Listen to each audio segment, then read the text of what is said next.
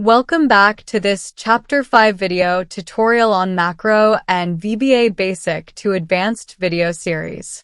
In this tutorial, we will learn how to write macro codes for copy and paste the data from one range to other.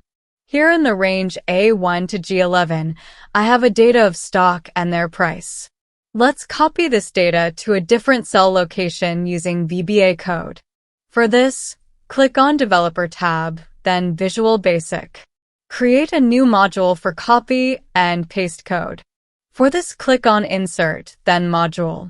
Rename the module as copy_paste. Let's create here a sub-procedure. Write sub space copy paste. Open and close parentheses. Press Enter. Between sub and end sub, write this code. Range A1 to F9. Copy. Press Enter and write second code line. Range A12. Paste special. When you type paste, it will auto-suggest paste special. Double-click on it to choose. Now, let's execute the code step by step. Remember that for step-by-step code execution, there is a shortcut key, which is F8. Press the F8 key. Again, press F8. First line of code is selected. To run it, press F8 again. Here you see, the data is copied. Press F8 again. Here you see, data is pasted. The data is still in copy mode. To exit from copy mode, write this code in the third line. Application cut copy mode is equal to false. Now run this code.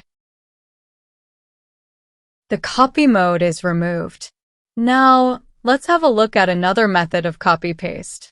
In this method, a single line of code will do this. Suppose, if you want to copy and paste this data in H1 to M9 range. In this case, the code is range H1 to M9 value is equal to range A1 to F9 value. Let's execute the code step by step. Here you see, the data is copied to a new location. So, this is how we can copy and paste the data using VBA code in Excel. In the next chapter, we will learn how to change the font name, font size, make the text bold, underlined, change the font color, etc. Thank you so much for watching this video. See you in next chapter.